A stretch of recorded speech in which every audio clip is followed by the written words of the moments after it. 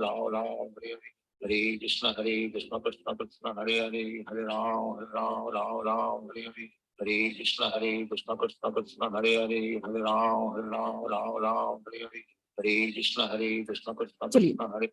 Okay, let's begin.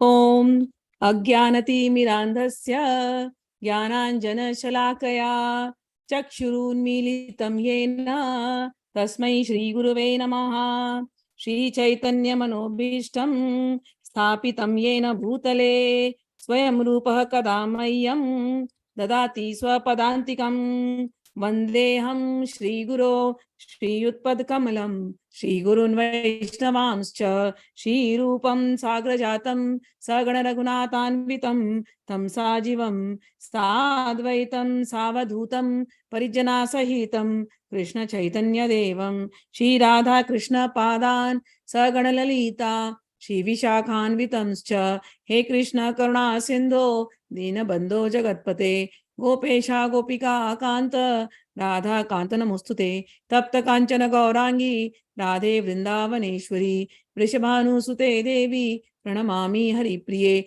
Vancha Kalpatrubhyascha Kripa Sindhubhya Evacha Patitanam Pavanebhyo Vaishnavebhyo Namo Namaha Shri Krishna Chaitanya Prabhu Nityananda Shri Advaita Gadadhara Shivasadi Gaura Bhakta Vrinda Hare Krishna Krishna Krishna Hare Hare Hare Rama Rama Rama Hare Hare Namo Mahavadanyaya Krishna Prema Pradayate Krishnaya Krishna Chaitanya Namne Gaura Tvishe Namaha.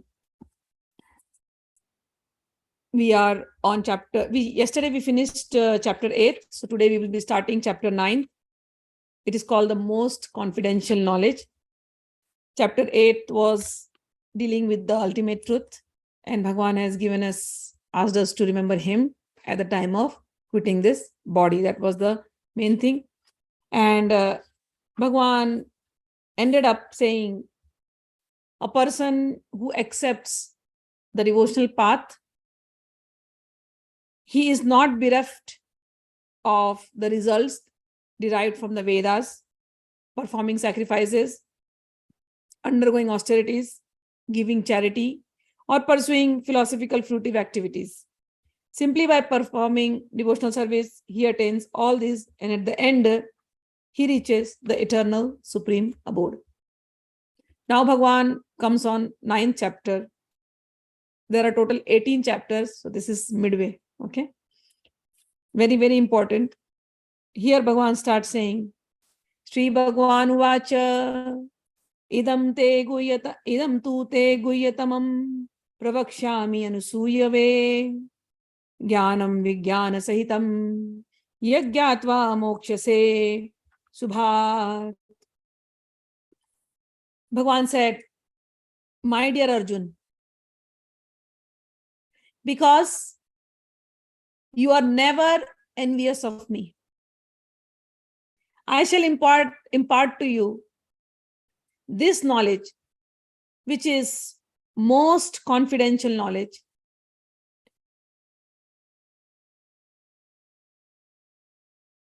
And realization, knowing by which you shall be relieved of all the miseries of material existence. So he is giving us the most confidential knowledge. One point to be noted here is, he says, oh Arjun, I am giving to you because you are anasuyave, because you are not jealous of me. You are non-envious. Why does he say so? Arjun has that nature, humility. Arjun has surrendered himself in front of Bhagwan. Arjun is sincerely asking guidance from Bhagwan. Arjun is not thinking he knows everything. Arjun is very intelligent. He knows everything, but still, he still gives Bhagwan that respect. He believes in Bhagwan's words. He believes in Bhagwan's guidance. There are many translators of Bhagavad Gita. I've told in the beginning also, they translate the Bhagavad Gita. They will write everything. But then throughout the translation, they will hide the personality of Shri Krishna. They do not accept internally Bhagwan as God. Their interpretations will never talk about Krishna openly. Even though Krishna is speaking, their interpretations will be such that how intelligent are they? They want to show off their intelligence through their interpretations, through their how knowledgeable they are about Gita. They hide the personality of Godhead in their interpretations. They are those kind of people, envious. Means Bhagwan is giving the gyan. But don't tell Bhagwan has given me this gyan. I know it. I am giving you the gyan. You are my disciples. I am giving you the gyan. Arjuna is not like that. Arjuna accepts Bhagwan's words. He believes in those words. So those who are as humble as Arjuna, as surrendered as Arjuna, they only will be able to understand this knowledge of Gita. What Bhagwan is trying to say in Gita. The essence of Gita. The essence of Gita will come in the last shloka of chapter 9th. Man mana bhava mad bhakta madhyaji mam namaskuru. Keep your mind on me. Become my devotee. Pray to me. Worship me. This is the essence of Bhagavad Gita. Many times people come, they are like, oh, I have understood Bhagavad Gita. If you have understood Bhagavad Gita, you will fall in love with Krishna. If you have not fallen in love with him, you have not understood it. If you have not understood this part, sometimes people start, they in the beginning, people used to come to me and argue on karma yoga philosophy. They have read some interpretations. Bhagwan is only talking about karma yoga. I'm like, you're only stuck on 3rd, 4th, and 5th chapter. Yes, he spoke about karma yoga, I acknowledge.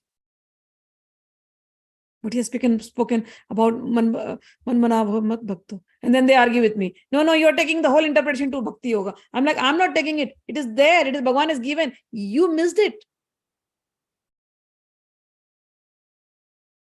You missed it because you have your ego. Slight ego. You don't want to hear that. You want to be known as a good orator, as a good Bhagavad Gita, who knows Bhagavad Gita, who can talk on Bhagavad Gita. But that special devotion for God is still not developed in you. You have not understood it. Some people will only talk about Advaita. Brahman. Yeah, understood. I acknowledge too, because Bhagwan has acknowledged it. But what is the next part beyond Brahman? People will say, oh, the same Brahman is Paramatma. Okay, beyond that, who has spoken? Who has spoken the Gita? Oh, the Brahman inside Bhagwan Shri Krishna has spoken. Why are you interpreting like this? Bhagwan Uvacha. If it was Brahman Uvacha, Brahman, does Brahman have mouth? People talk Brahman. Brahma has mouth. Brahma talks. Brahman is Kham Brahma, Vayu Brahma, Agni Brahma, Apo Brahma, Nilo Brahma. This is what Vedas say, right? So the sky is Brahma. So sky is mouth. Vayu is Brahma. Air has mouth to talk. And if Brahma is doing everything, that Brahman, whoever that in that Nirakar, Nirguna, whatever you say, how will you define? If that Brahma is speaking, then in Arjuna also that Brahma is there, no? Why Brahma has to question the another Brahma? One Brahman is questioning another Brahman. Why? Both are Brahman. They should know each other. Why? This duality is there in the entire Gita. Good, you have understood Gita, but you have only understood till 6th part, 6th chapter. You have not gone beyond that. If you have gone beyond that, you'll come to 8th chapter. And yesterday I showed you the point, the subtle point where Bhagavan says, at the end of the time, you chant the vibration Om, vibrate that mantra Om, but along with that, think of me. And in the end, he said, my bhaktas don't have to worry. This is all for all those so-called Gyanis. My bhaktas who are thinking of me, they'll come to me. They don't worry about muhurtas. They can pass any time of the thing. I am there to take care of them. He ended up there. So see how we have come to this journey so far. Now Bhagavan is totally taking it to Bhakti Yoga.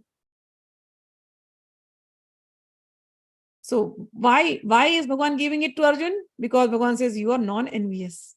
You are accepting things the way I am explaining to you. That is why it will be very easy for you to understand this knowledge. And I am going to give you this knowledge, Bhagavan says, which is most confidential in knowledge and realization, and knowing which you shall be relieved of the miseries of material existence. I will read the purport of this. As a devotee hears more and more about the Supreme Lord, he becomes enlightened. Aren't you? हमारे यहाँ enlightenment means बत्ती जलना, tubelight जल गई. We thought we were enlightened. We thought we know so much knowledge. But only when you read Gita, then actually you are enlightened. So this hearing process is recommended in Srimad Bhagavatam. The message of the Supreme Personality of Godhead are full of potencies. And these potencies can be realized if topics regarding the Supreme Godhead are discussed amongst devotees. This cannot be achieved by the association of mental speculators or academic scholars, for it is realized knowledge. Understand this. Knowledge is not by talking, realized. Anubhav ka gyan. I have spoken about anubhav ka gyan. Gyan means anubhav. Anubhav means realization.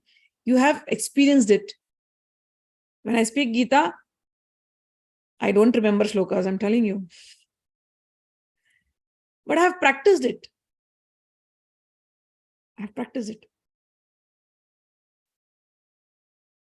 So when I speak, it is anubhav. I have realized it. Everything. Shlokas I have not by heart, I have realized it. So, anubhav. So this cannot be achieved by association of mental speculators. We can go on arguing, go on talking, go on debating. But no, this is experiencing. This is realization, realizing the truth. Okay? For it is realized knowledge. The devotees are constantly engaged in Supreme Lord service. The Lord understands the mentality and sincerity of a particular living entity who is engaged in Krishna consciousness and gives him the intelligence to understand the science of Krishna in the association of devotees. Discussion of Krishna is very potent.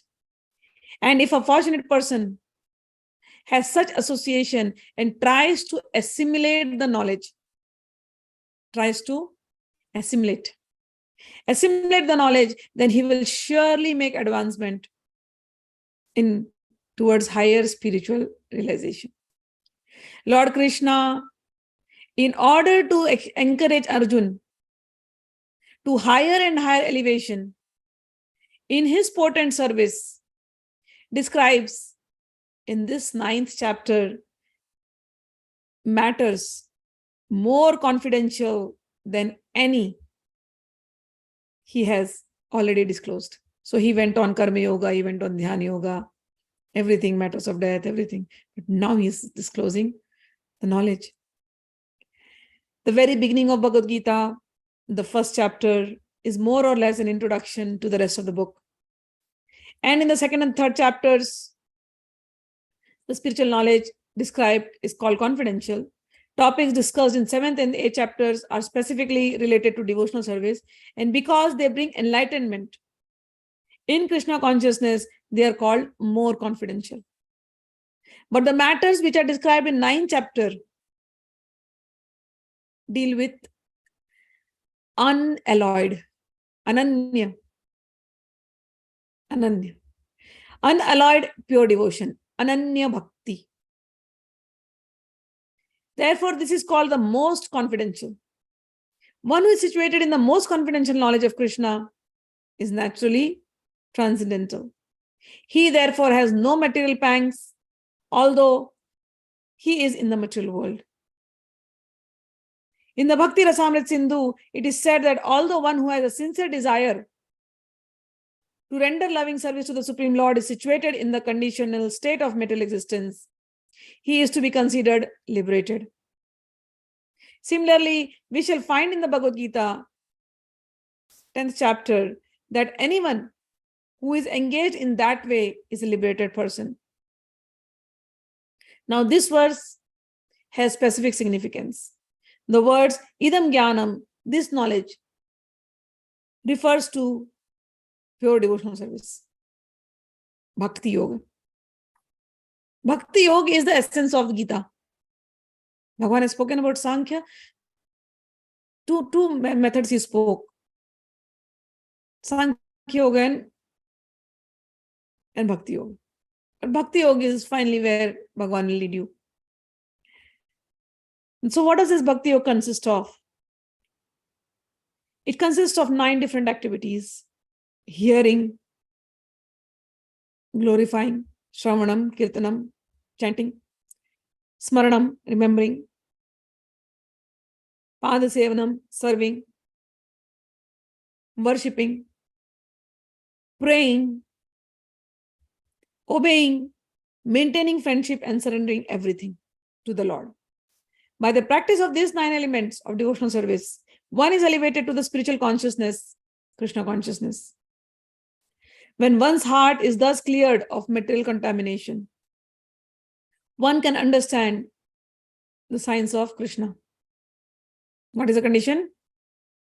The heart is clear of material contamination.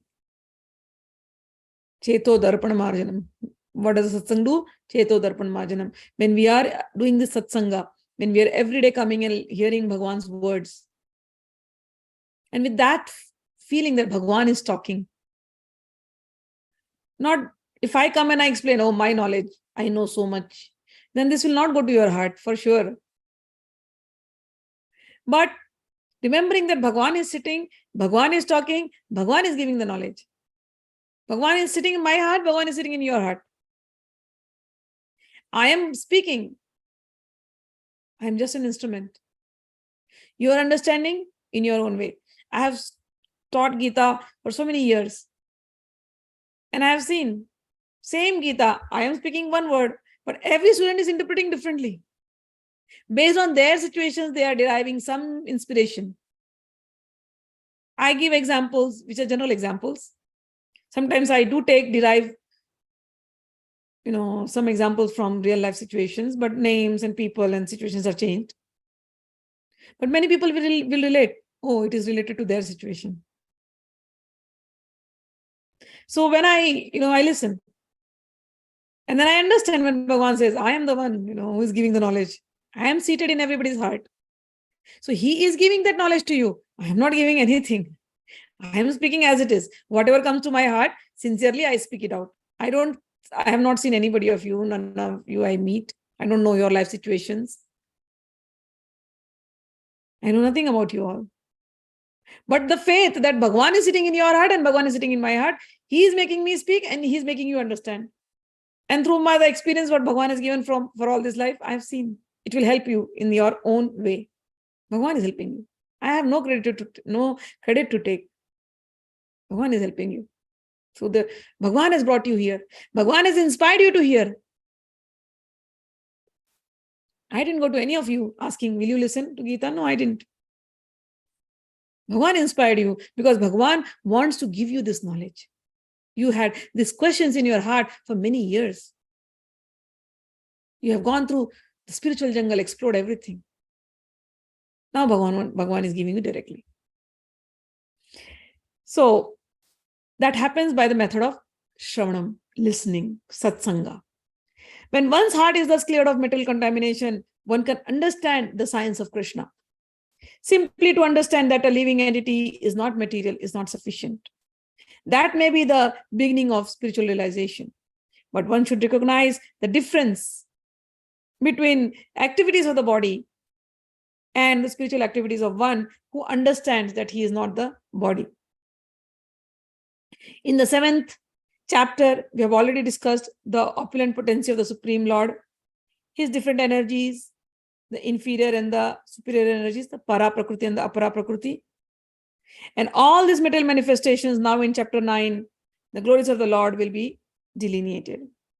The Sanskrit word anusuyeve in this verse is also very significant. Generally, the commentators, even if they are highly scholarly, are all envious of Krishna, the Supreme Personality of Godhead. Even the most erudite scholars write on Bhagavad Gita very inaccurately, because they are envious of Krishna. Their commentaries are useless. The commentaries given by devotees of the Lord are bona fide. No one can explain Bhagavad Gita or give perfect knowledge of Krishna if he is envious. Envious means he is trying to show his own superiority over Krishna.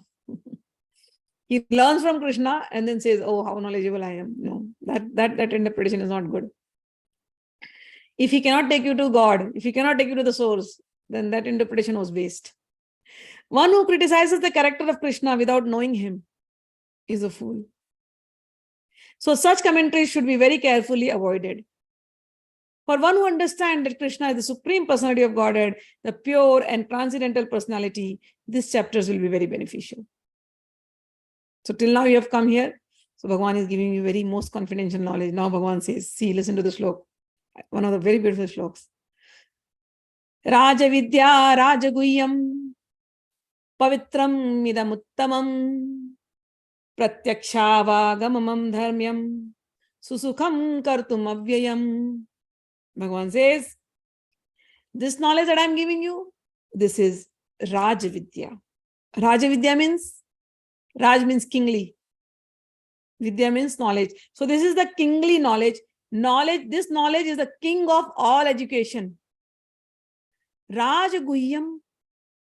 This is the most secret of all the secrets. Pavitram. Most purest. You have come to the highest school. Remember this. You're not hearing from an ordinary person. All knowledges you have heard till date. But this is Rajavidya. King of all educations. You have come to the highest school, highest knowledge, nothing beyond this. Rajavidya, Rajaguyam, secret of the secrets, Pavitram, most purest, most sublime. Idam Uttamam. This is the most transcendental knowledge. Pratyaksh avagamamam. Something that can be experienced. This is not knowledge like somebody just talking. So many knowledge, people give knowledge, but those are so impractical. People talk big things. It is very good to hear. You like to hear, wow. But it is so impractical. You cannot experience that. Bhagavan says, this is practical. This you can experience. Pratyaksha avagamamam. Dharmyam susukham kartum avyayam. He says, this is very easy to practice. What is the point of having a knowledge which is impractical? You can hear lofty ideals in practicing religion. What's the point of those lofty ideals if I cannot practice in my life? If it is so difficult for me to practice, what's the point of that religion which I cannot apply? Here Bhagavan says, what I am going to give you, I'm going to make it very easy for you, practical for you, and definitely it will give you a lot of happiness. It is everlasting. Avyayam. It is everlasting and it is joyfully performed. So, not very tough. Very easy path Bhagavan is going to give us. Bhagavan is going to give us. What does he give? What does he say? Bhagavan says, This is a good purport. Let me read it and then we'll read the purport and understand it. It's a big purport, but we should understand it. This chapter of Bhagavad Gita is called the King of Education because it is the essence of all doctrines and philosophies explained before. Among the principal philosophers in India are Gautama, Narad, Kapila, Yajnavalkya, Shandilya, and Vaishvanara. And finally, there is Vyasadeva, the author of Vedanta Sutra. So there is no dearth of knowledge in the field of philosophy or transcendental knowledge. Now the Lord says that this ninth chapter is the king of all such knowledge. The essence of all knowledge that can be derived from the study of Vedas and different kinds of philosophy. It is the most confidential because confidential or transcendental knowledge involves understanding the difference between the soul and the body. And the king of all confidential knowledge culminates in devotional service. Generally, people are not educated in this confidential knowledge. They are educated in external knowledge. As far as ordinary education is concerned, people are involved with so many departments: politics, sociology, physics, chemistry, mathematics, astronomy, engineering, etc. There are so many departments of knowledge all over the world and many huge universities. But there is, unfortunately, no university or educational institution where the science of the spirit soul is instructed. Yet, the soul is the most important part of the body. Without the presence of the soul, the body has no value. Still, people are placing great stress on the bodily necessities of life, not caring for the vital soul. The Bhagavad Gita, which is especially from the second chapter on, stresses on the importance of the soul. In the very beginning, the Lord says that this body is perishable and the soul is imperishable. Antavanta ima deha nityas yuktas sharidinaha. That is a confidential part of knowledge, simply knowing that the spirit soul is different from this body and that its nature is immutable, indestructible, and eternal. But that gives no positive information about the soul. Sometimes people are under impression that the soul is different from the body, and when the body is finished or one is liberated from the body, the soul remains in void and becomes impersonal. But actually, that is not the fact. How can the soul, which is so active in this body is acting because of the presence of the soul. So soul is not inactive. Soul is always active. So after liberation, if it goes into the impersonal, how can it become inactive? So which is so active in this body, be inactive after being liberated from the body? It is always active. If it is eternal, then it is active. And its activities in the spiritual kingdom are the most confidential part of spiritual knowledge. These activities of the spirit soul are therefore indicated here as constituting the king of all knowledge, the most confidential part of all knowledge. This knowledge is the purest form of all activities, as explained in the Vedic literature in the Padm Puran. Man's sinful activities have been analyzed and are shown to be results of sin after sin. Those who are engaged in fruitive activities are entangled in different stages and forms of sinful reactions. For instance, when the seed of a particular tree is sown, The tree does not appear immediately to grow. It takes some time. It is first a small sprouting plant, then it assumes the form of a tree, then it flowers and bears fruit, and when it is complete, the flowers and the fruits are enjoyed by persons who have sown the seeds of the tree. Similarly, a man performs a sinful act, and like a seed, it takes time to fructify. There are different stages. The sinful action may have already stopped within the individual, but the results or the fruit of that sinful action are still to be enjoyed. There are sins which are still in the form of seed, and there are others which are already fructified and are giving us fruit, which we are enjoying as distress and pain. As explained in the 20th verse of 7th chapter, a person who has completely ended the reactions of all sinful activities and who is fully engaged in pious activities, being freed from the duality of this material world, becomes engaged in devotional service to the Supreme Personality of Godhead, Krishna. In other words, those who are actually engaged in the devotional service of the Supreme Lord are already freed from all reactions. And this statement is confirmed in Padm Puran. So remember what all things, there is more in this, but we have to remember this. So in 7th chapter, 28th Shloka, Bhagavan said 2 conditions. Why people cannot surrender fully to Krishna?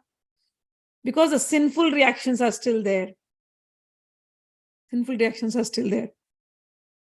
Bhagavan has told that in 20th chapter. When your merit has increased enough and all the sinful reactions are vanquished, are gone, eliminated, then that person will surrender to me with full determination.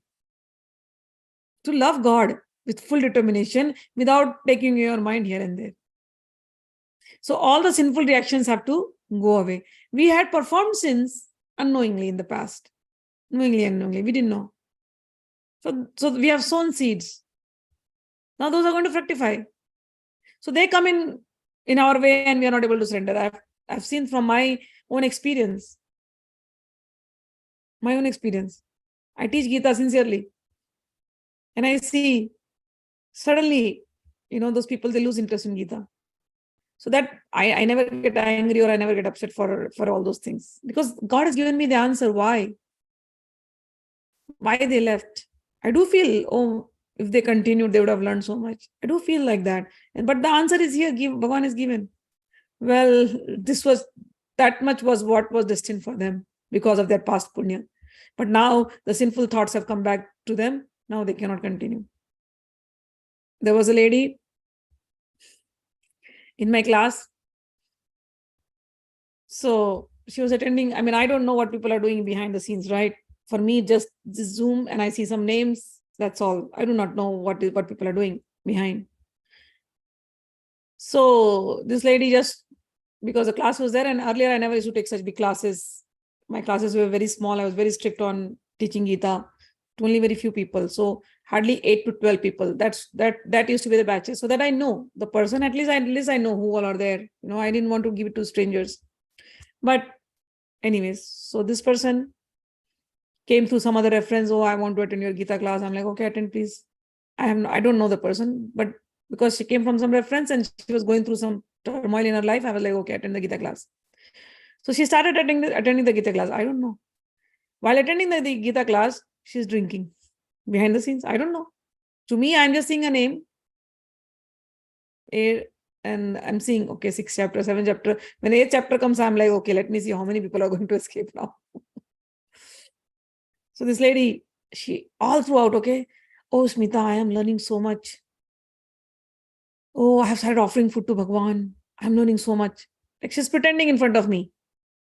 I'm learning so much. Thank you. And I'm also thinking, Bhagwan, good, she's learning, things are helping. But then, past sinful tendencies come in the front. How many times I've told in Gita, no intoxication, no meat eating, no all these things. But drinking habit starts. Attending the class and drinking. And then pretending to me how serious I am with Gita. 8th chapter came, their mind got disturbed. For some whatever reason, Bhagwan does, and they left. And I didn't know this was going behind the scenes. And I'm thinking, why? What just happened? Later on, somebody else told me, oh, she was doing this behind the scenes. And I'm thinking in my head, this is what it is. We are trying to teach good things to people. It is very difficult for them to leave their conditioning. And then some of the other things, are habits, certain habits, which were very sinful tendencies, as we say, sinful conditioning of the consciousness. You want to continue in that sinful. When we are talking about Gita, Gita starts opening up, right? So many times you feel that guilty conscience in you. Oh, I should not be doing this. I should not be doing this. But your habits are so strong. You continue doing those habits. So either Gita will go or your habits will go. Both cannot stay together. Your sinful conditioning has to go. If Gita has to stay, your sinful conditioning has to go. Bhagwan has given you the knowledge. Now you will have to practice it. Understand this. Bhagwan won't leave you. You will have to practice. If you don't practice, the seeds, the good thoughts, the seeds of good thoughts has been sowed into you. When the right time will come, again, when your merits will increase, again you'll be given a chance. God doesn't leave anybody. He gives chance to everybody. We leave God. God does not leave us. I always say, people say, oh, Guru, you don't leave us. I'm like, you leave Guru. Guru never leaves you. Because you're conditioning. You're conditioning. You don't want to leave those habits. When right things are being taught to you, your guilty consciousness or whatever it is, it just overpowers that. All those things which you are doing was enjoyment to you. Now, when good things are being given to you, you're like, your internal mind will be like, why is this happening? Don't give us all these good thoughts. All those sins are hiding inside you. Don't give us good thoughts. Throw them away. Throw them away. Throw them away. And the sins come up. It takes struggle. It takes willpower. It takes constant association with devotees to overcome these tendencies. So I understood this shloka in my own life and practically teaching over these so many years of experience. When Bhagwan said, your punyas have to increase, your merits have to, your good karmas have to increase, and your bad karmic reactions have to decrease, then you will wholeheartedly surrender yourself and in my devotion. So you have to be very careful in this. So here they have taken a shloka from Padm Puran. Aprarabdha phalam papam kutam bijam phalonmukham krameneva paliyate Vishnu Bhakti Ratatmanam. For those who are engaged in devotional service of the Supreme Personality of Godhead, all sinful reactions, whether fructified in the stalk or in the form of seed, gradually vanish. But how does that happen? You have to practice sincerely the Navdha Bhakti. Sincerely. Shravanam. No matter how much the teachings are, it's like somebody is like, shaking you up. Bhagwan is every day coming and telling you, change yourself. It is very, very, not so very happy position for us, changing so much. But if we continue, we become purified. And when we become purified, the pure consciousness, it makes us feel very happy. So this lady whom I was mentioning, I knew about it, but in my behavior, it will never be there because Bhagwan is taking care of everything. So when I met her later, few years later, I met her. So then she herself is telling, oh, I'm so sorry, I could not continue, because then she confessed everything, whatever she was doing. And then she was like, I'll take you to one restaurant. I'm like, okay, which restaurant? Then she took me to one restaurant. And she's like, this person once upon a time had a bar, restaurant and bar. In India, there's a concept of restaurant and bar. And he was selling non-veg and everything in his bar. But something just happened. He lost his son or something.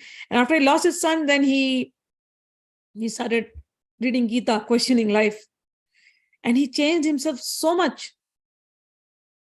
Now he has a chain of hotels. And in every hotel, he makes sure that Bhagavad Gita is being displayed and sold. He left his habit. He has himself become a devotee. She says, I was so surprised to see him changing so much. This happens.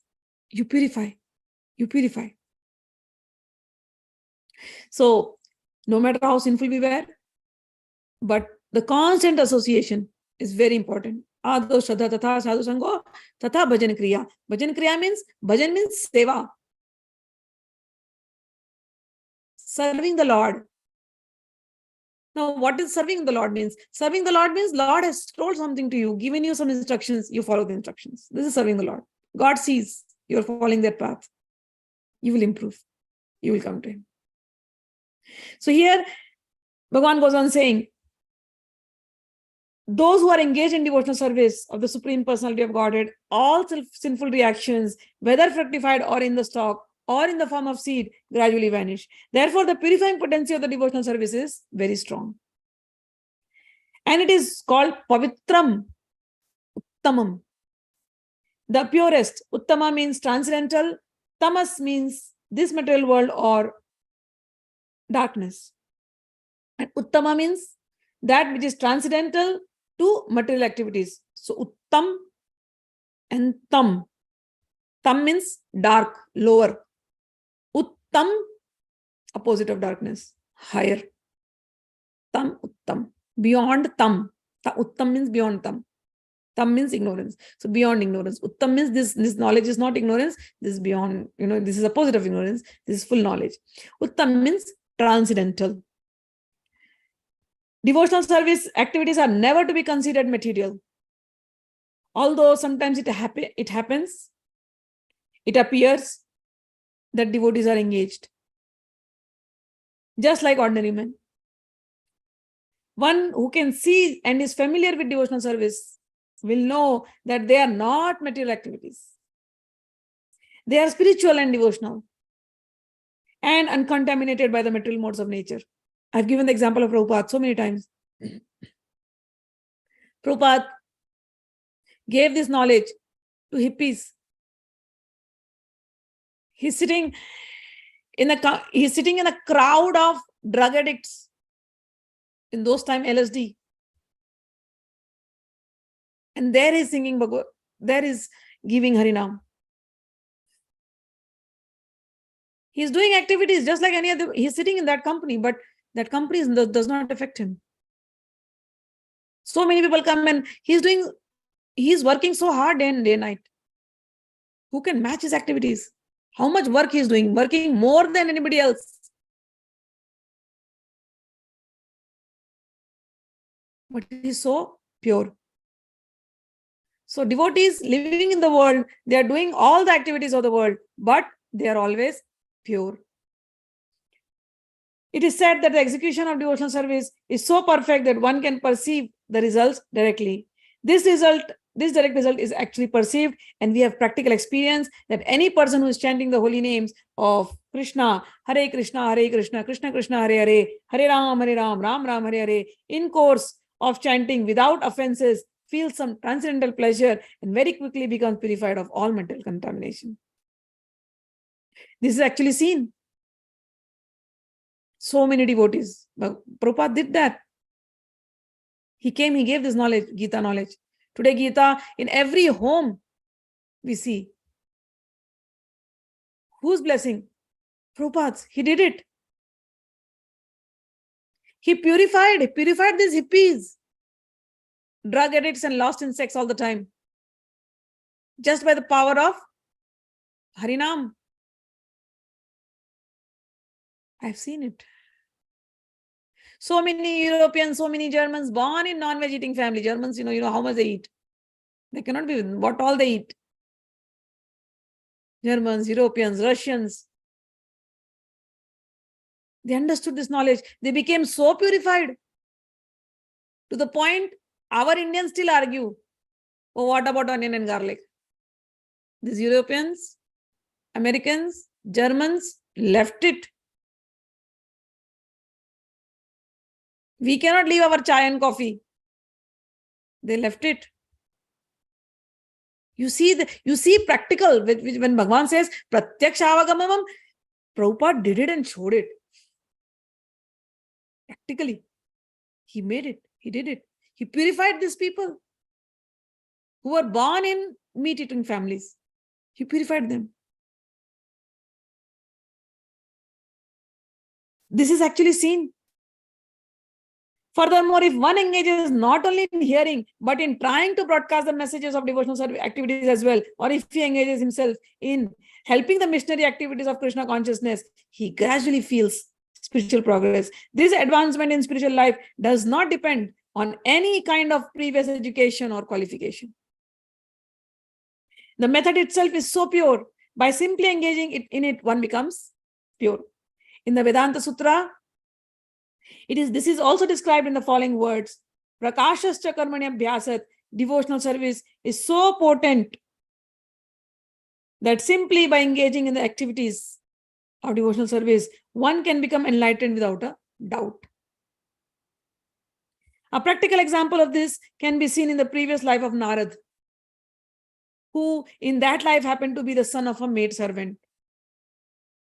He had no education, nor was he born into a high family.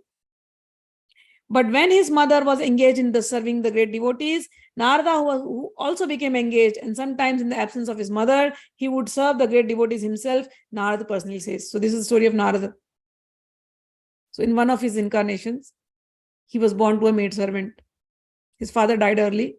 He was just a 5-year-old kid. And it was Chaturmas, the month which we are in. Chaturmas is rainy season in India, 4 months of rainy seasons.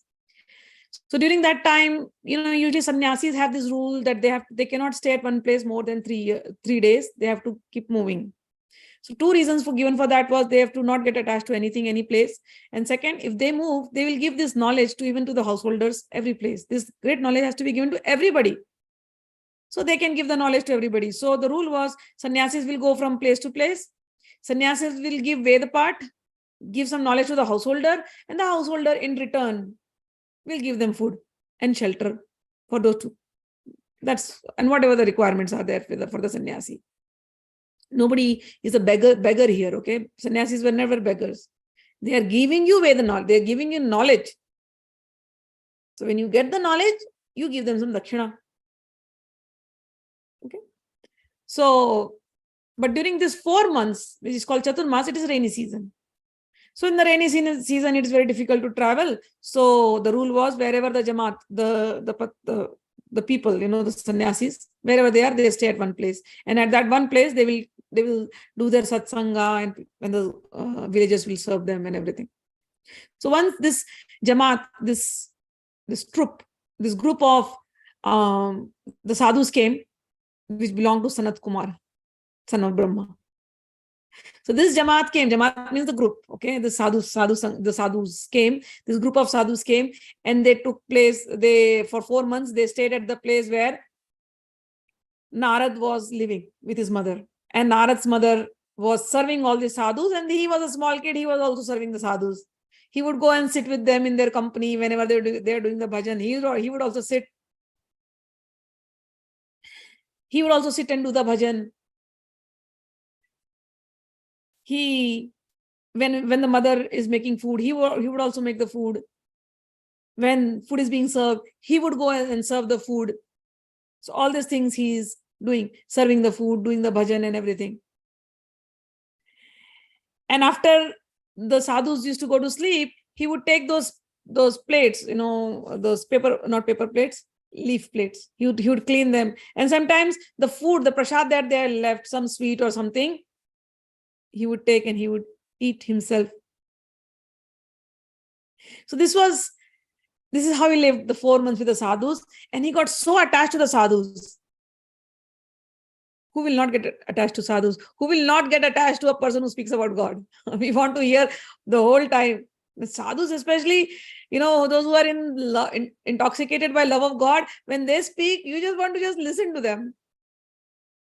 So Narad, 5-year-old kid, he got so attached to them. So when 4 months was over, the sadhus were about to leave. Narad got restless. He came crying. If you all leave, what will happen to me? I also want to come with you. Please take me along with you, wherever you go. Sadhu said, you cannot. You be with your mother. You are the only one for whom your mother is worth living. If you also live, your mother will not be able to bear it. So please, you be with your mother. He cries, no, no, no, please, please, I want to come with you all. So then the sadhu says, don't worry, Narad. Very soon your mother will also die. And after that, whatever we have given you, the knowledge, you pray to sincerely to Bhagwan and you will be on this path. You'll be purified. So after that, Narad's mother died. A serpent came and bit her and then she died. And after that, Narad left. All the story is given in Bhagavatam. And Narad left and he went from forest to forest, forest to forest, and he meditated sincerely on Bhagwan and Bhagwan appeared to him. So here, that shloka from that chapter has been taken and Narad says, Uchishta anumodita dvijai sakrita smabhunje tadapasta kilvisha evam pravittasya vishuddha chetasas tad dharma evatma ruchi prajayate. Bhagwan says, Narad says, he is describing this, his previous life, to his disciple Vyasadeva. He says that while engaged as a boy servant for those purified devotees, during the 4 months of their stay, he was intimately associating with them. Sometimes those sages left remnants of food on their dishes, and the boy who would wash their dishes and wanted to taste the remnants. So he asked the great devotees for their permission, and they gave it. Narada ate those remnants and consequently became freed from all sinful reactions. As he went on eating, he gradually became as pure-hearted as the sages. The great devotees relished the taste of unceasing devotional service to the Lord by hearing and chanting, and Narada gradually developed the same taste. Narad said further. So the word here was Uchishta lepan anumodite dvijay. I took their uchishta. Uchishta means something that comes out from the mouth, something that is chewed from the mouth and something is left back is called uchishta. So Narad says, I took their uchishta. Uchishta has 2 meanings. One, as we read here, the remnants of the food that the sadhus left. That itself is very purifying, because Bhagavan has said very clearly, I live in my sadhu's heart. When a sadhu is eating, he is not eating for himself, he is eating for Bhagavan. Every bite a sadhu takes, it is going to Bhagavan in his heart, or it is going to the Agni, means he is doing a havan, homam inside. He is not doing it for his own taste. So one uchist means remnants of the food. Another uchist means whatever they are speaking. So those words are coming from the sadhu's mouth. And it is going to Narad's ears. So this is our mouth. So sadhu is speaking and it is going in our ears. So the food of our ears is whatever has come out from the sadhu's mouth. That is also uchist, juthan. Because the sadhus have tasted it already. Words have already been tasted. The ras, the nectar of that satsang. The nectar of that satsang has already been tasted by the sadhus, and now the sadhus are giving it from their mouth. So it is coming from their mouth. That is uchist. Now it is that nectar is coming from their mouth, and Narad is hearing it from his ears. It is going in his ears. So what happens when you hear katha, when you hear a satsang? It goes from the ear and it purifies your consciousness. So this is what uchista lepan anumodate dvijay means, that when these sadhus, when they were giving the satsangs, I took their remnants, whatever they were giving, I was taking it from my ears and it purified my heart. The more I kept hearing, the more I kept chanting, the more I kept eating the prasadam that they were leaving, it purified me completely. And Narad said further, Tatra navaham Krishna katha pragayatam anugrahenan shanavam manoharaha tashaddhaya me anupadam vishnuvataha priyashravashyanga mama bhavadruchihi. Now he's giving, by associating with the sages, satsanga, Narad got the taste for hearing and chanting the glories of the Lord. Shravanam Kirtanam. And he developed a great desire for devotional service. Therefore, as described in the Vedanta Sutra, prakashascha karmani abhyasat, if one is engaged simply in the acts of devotional service, everything is revealed to him automatically. And he can understand. This is called prakashas, pratyaksha, directly perceived. So you can experience this purification of your consciousness. This is practical. The word dharma means the path of religion. Narad was actually the son of a maidservant. He had no opportunity to go to school. He was simply assisting his mother. And fortunately, his mother rendered some service to the devotees. Just by rendering the service to the devotees, the child Narada also got the opportunity and simply by association achieved the highest goal of all religion. The highest goal of all religion. What is the highest goal of all religion? Ahituki bhakti. Causeless devotional service. Where there is nothing, you are not asking Bhagwan things. You just love Bhagwan. So the highest goal of all religion is, as stated in Srimad Bhagavatam, Savai Pumsam Paro Dharmo Yator Bhakti Adokshajay. Religious people generally do not know the highest perfection of religion is the attainment of bhakti, devotional service. As we have already discussed in regard to the last verse of chapter 8, Bhagavan said in the last verse, in chapter 8, Vedeshu Yagneshu Tapashu Chaiva. Generally, Vedic knowledge is required for self-realization, but here, people will say, oh, you have to learn so many Vedas, so many Upanishads. People want to learn so many. Many times people have questioned me, from which Upanishad should I start? Which Veda should I start? And my simple answer is Gitopanishad. Which Upanishad? Gitopanishad. There are many other, Mandukya, Chandogya. I know, I have read them and all. Let me tell you, unless you have heard the Gitopanishad, it is very difficult to understand all those Upanishads. And I'm giving you this. After reading these 18 chapters, after understanding these 18 chapters, now you go and read your Chandogya and Mandukya or any other thing. You will understand everything so clearly. So this is important. Got it? So reading the Gita Upanishad. Gita is the sar. Gita is the essence of all Vedas. Gita is the essence of all Upanishads. Gita, if somebody understands Gita, everything they understand. So normally people say, you have to understand, you have to get this knowledge, then you will reach to the path of self-realization.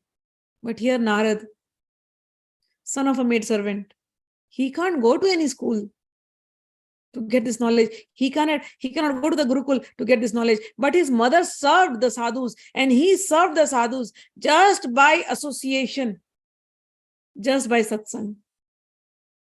I met one saint in one of my travels, sadhu, and he started speaking about God, and so fluently he was speaking Sanskrit.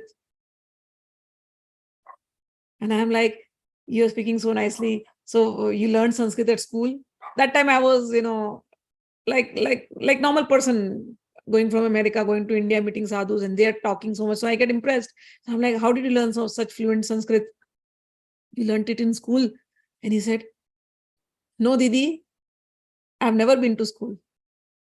And I'm like looking, you've never been to school, but your Sanskrit is so good. He's like, it's all my Guru's kripa. I only associate with my Guru. Whatever my Guru used to tell, I used to just listen intently. That's it. I've never been to school. And he had written prayers in his, dohas, chandas and dohas, which his Guru loved it and used to give it to the students. He showed me his chandas, he showed me his dohas. And this person has never been to school. And the chandas and the dohas are talking such great things which are basically Vedic. Guru kripa hi kevalam. Sant kripa hi kevalam. There's no difference between Bhagwan and his devotees, real devotees. So this is what happened with Narad. He has not learned any Vedas, nothing. But his mother and him, they served the sadhus. And by the blessing of those sadhus, and by the association, by the satsang, his heart got clean and he saw God. He saw God. This is what he's saying. Religious people generally do not know the highest perfection is getting this devotional service. Narada never went to the school of spiritual master and was not educated in Vedic principles. He acquired the highest results of Vedic study. The process is so potent that even without performing the religious process regularly, one can be raised to the highest perfection. How is this possible? This is also confirmed in Vedic literature. Acharyavan Purusho Veda. One who is in association with great acharyas, even if he is not educated or he has never studied the Vedas, can become familiar with all knowledge necessary for realization. The process of devotional service is very happy one. Susukham.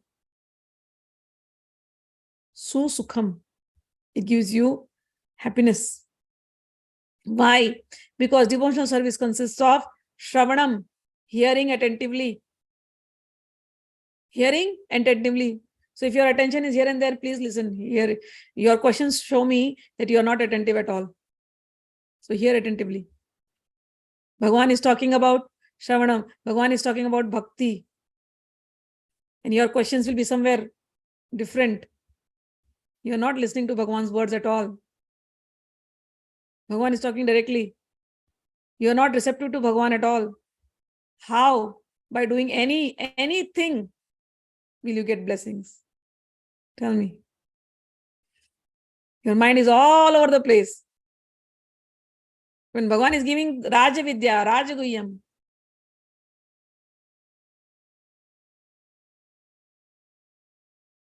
so listen attentively. The process of devotional service is very happy one. Why? Devotional service consists of Shravanam, Kirtanam.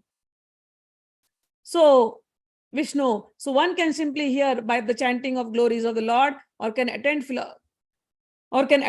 philosophical lectures on transcendental knowledge given by authorized acharyas. Similarly, simply by sitting, one can learn. Then one can eat the remnants of food offered to God, nice palatable dishes. In every state, devotional service is joyful. One can execute devotional service even in the most poverty-stricken conditions.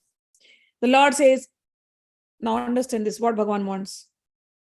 This shloka is going to come in this chapter, but in the purport, what does he want? The Lord says only 4 things. Patram, Pushpam, Phalam, Toyam. Listen attentively. God wants only 4 things. He does not give any big paraphernalia. Offer me these, offer me that, no, nothing. Rituals, no, nothing, no rituals. Patram. Patram has 2 meanings. Patra is letter. Write your heart, whatever feelings you have, write those in a letter and give to him. One easy method. Second is Patram is leaves. He says, offer me leaves, that's it, I'm happy. Patram Pushpam, offer me flowers, I'm happy. Phalam, fruits, I'm happy.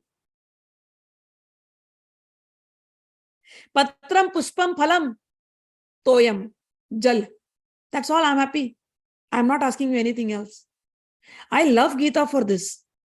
It has taken away all rituals. And I have become so confident in life after reading Gita, I tell you, many years, I come from a tantric background. So all these havans and pujas and anushtans, I've done everything.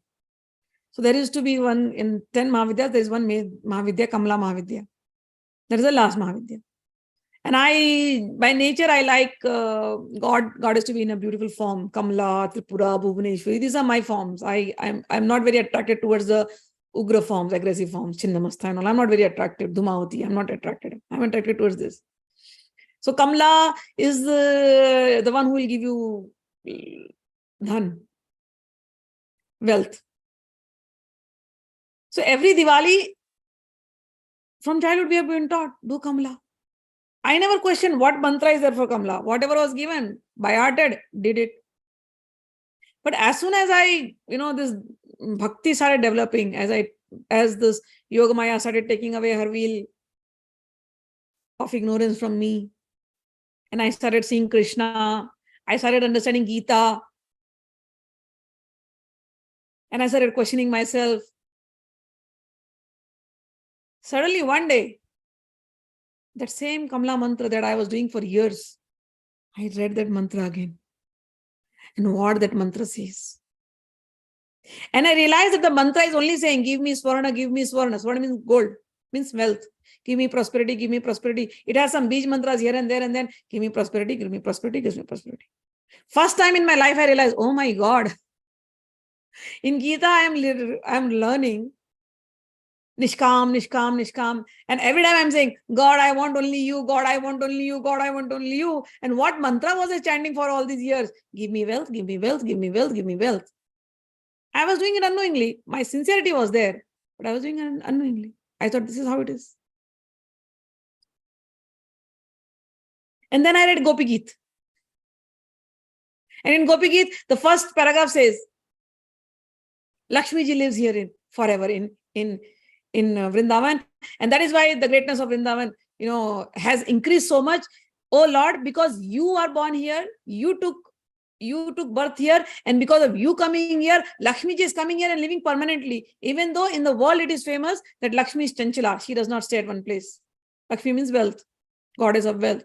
Goddess of wealth does not stay at one place. But here in Vrindavan, she's permanently staying. But these gopis have no interest in Lakshmi.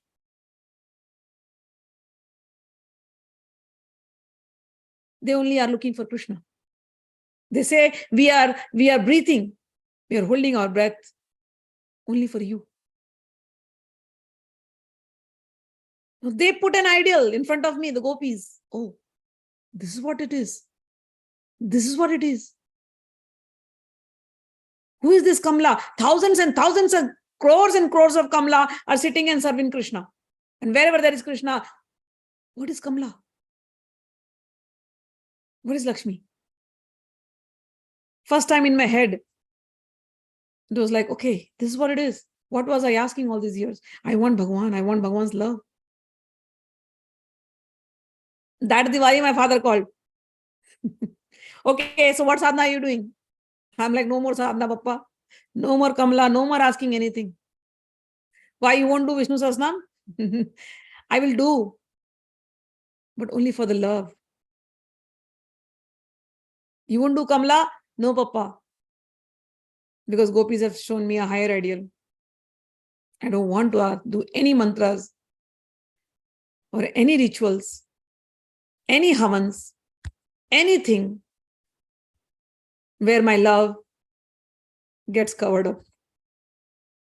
I really want to experience pure love. And I experienced. It gave me confidence. Gita gave me confidence. Gita gave me the confidence. This is what it is. So Bhagavan says he only wants 4 things. Patram pushpam phalam thoyam. I'm like, okay, Bhagavan, done. No complex rituals anymore. He is ready to accept from devotee any kind of offering, never mind what.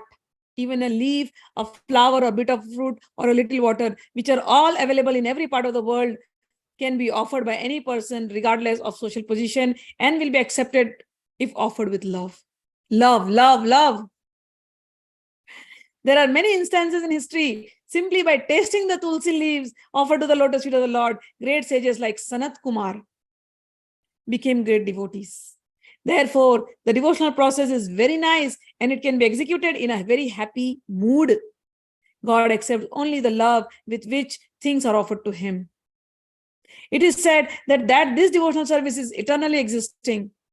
It is not as the Mayavadi philosophers claim. Although they sometimes take to the so-called devotional service, their idea is that as long as they are not liberated, they will continue their devotional service. But at the end, when they become liberated, they will become one with God. Such temporary, time-serving devotional service is not accepted as pure devotional service. Actual devotional service continues after liberation, even after liberation. When the devotee goes to the spiritual planet in the kingdom of God, he is also engaged there in serving the Supreme Lord. He does not try to become one with the Lord. We don't want to become one with the Lord. The joy is in him being in front of me. The joy is in that. As will be seen in the Bhagavad Gita, actual devotional service begins after liberation. After one is liberated, when one is situated in the Brahman position, Brahma Bhuta, one's devotional service begins. Sama sarveshu bhuteshu mad bhakti labhate param. By executing devotional service, one can understand the Supreme Lord. No one can understand the Supreme Personality of Godhead by executing Karma Yoga, Jnana Yoga, and Ashtanga Yoga, or any other yoga independently. By these yogic methods, one may make a little progress and towards Bhakti Yoga, but without coming to the stage of devotional service, one cannot understand what is the personality of Godhead. In the Srimad Bhagavatam, it is also confirmed that when one becomes purified by executing the process of devotional service, especially by hearing Srimad Bhagavatam or Bhagavad Gita from realized souls, then he can understand the science of Krishna or the science of God. Evam prasanna manaso Bhagavad Bhakti yogataha. When one's heart is all cleansed of all nonsense. Nonsense includes everything, okay? The way I said. Then one can understand what God is. This is the process of devotional service. Of Krishna consciousness is the king of all education and the king of all confidential knowledge. It is the purest form of religion and it can be executed joyfully without difficulty. Therefore, one should adopt it. So this was the second shloka, such a big purport. I hope you all understand. This is the king of all knowledge. It gives you everything. And Bhagavan is very simple, very easy to achieve. We will learn in the end. Bhagavan does not want complicated procedures, big rituals, big havans, big offerings, big gifts. No, he does not want anything. He wants your love, simple things. Water, flower, everywhere available water, flower, leaf, your heart. That's all he wants. Okay, we will learn more and more. And I will take your, when this chapter is very beautiful, so many beautiful things will come. So for now, we will end up at the second one. I'll see your comments and we'll end it up. Jai Gurudev and humble salutations. Devotion is the key to achieve ultimate goal, without which good karma, planning, experience cannot be achieved. Yes. Navdha Bhakti, with extraordinary purity of mind and heart. Yes. Ma, you have taught Gita to so many over the years. I was wondering from your point of view, does grace and effort go hand in hand, or is it ultimate grace of Bhagwan that brings about effort to walk the spiritual path? Both go hand in hand. Listen, Bhagwan's grace was always there. Always there. Always. He is taking care of each and every one. Every step of the way. But the Maya, is very strong. We choose Maya over Bhagwan. We choose glamour over God. And then after choosing those Maya, those things, the worldly things, we fall down so many times, and we get hurt so many times. Maya's role to hurt you. That hurting is also his grace. He wants you to come. He puts you into trouble. That trouble is also grace. He puts you in a good situation. That is his grace. He puts you in trouble, more grace. Because he wants you to not forget him. He has sent you in this world to enjoy.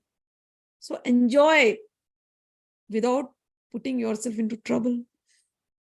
How is that going to happen? When you're truly with God. So the grace, understand, is always there. You are doing karmas, that is also always there.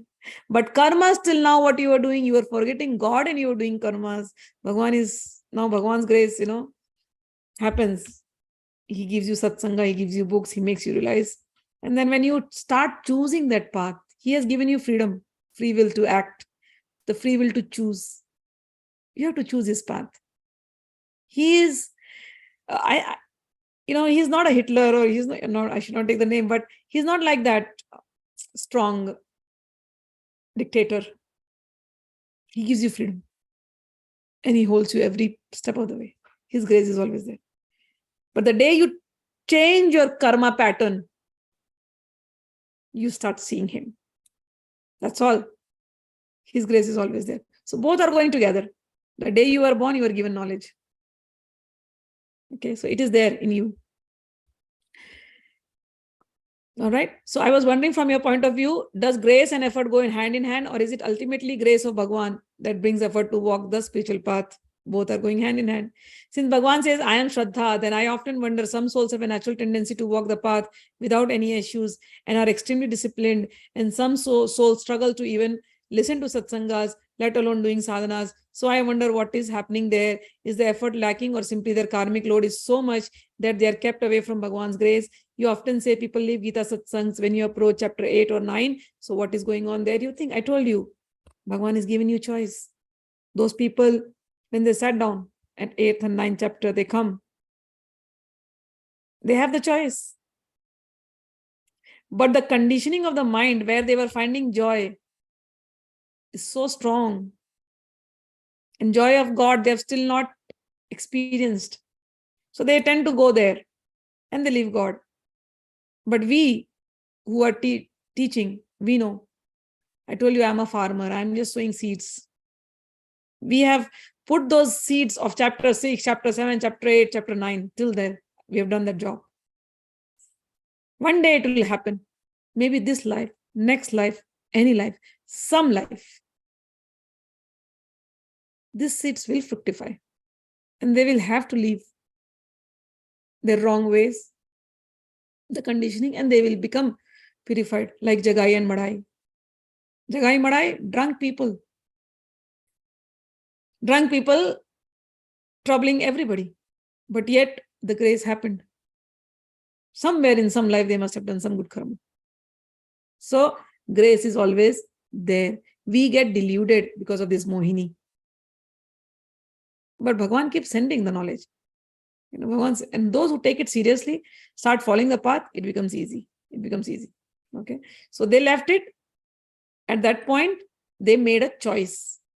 We don't want this, we want that. They'll continue on that path. That thing, what they're doing, will bring some results. Then, some few years later, they'll realize, oh, we left that. We should not have left that. Let me go back again. They'll come back again. Again, this conditioning might come up. That sanskaras is very important. It's very difficult to wipe out the sanskaras. But those who are serious on the path, the sanskaras will go, they'll become purified. And that is why I give the example of Prabhupada. He did that to so many hippies. So many hippies. He did it. God's name is very powerful. But God gives you a choice. Karmanyevam adhikaraste. You have the adhikar to do your karmas. Sanket write pranam ma while doing Aditya Hridaya Sutra in all the Nyasa. Om is necessary. Does this apply to all other Sutra? Reason behind Om or Om, not Om in Nyasa. I'm right now, Sanket, in total bhakti mood. I'm not in this Nyasa mood at all. So I will not be able to answer this question right now. Bhagwan here has taken away everything. All sutras, everything is gone. Bhagwan says, I am Omkar. So right now, whether I should put Omkar or not, all these things not even occurring in my mind. Everything is Krishnamay. Everything is Krishna. That's it. Remember Krishna. Do all the stotra. Who is Aditya? Bhagwan will go and tell in chapter 11th. I am Aditya. I am Krishna is Aditya. What stotra are you singing? Whose stotra? What nyas? What are you talking? I am that Omkar. I am that Aditya. Remember Krishna. Finish. Got it? Yuktahara viharasya yukta karmasya chetasu has been inspired by Bhaktivedanta Prabhupada ji and also by my Param Puja Shri Gurudev. Yes, this comes in chapter 6. Bhagwan has given this thing to us. I do a small havan by offering jaifal, sesame seeds, barley, clove, cardamom, gugal, luban, and fire of mustard oil daily in small plate. Also Bhimseni Kapoor. All right. Good. Text 25 of Canto 1, Guru Ruchishta Bhojanam, Guru Ragyam, Prakruvit, Guru Ananya Bhavit, Guru Gita. Yes. My comment about relate to Krishna Vande Jagat Guru. Yes, yes.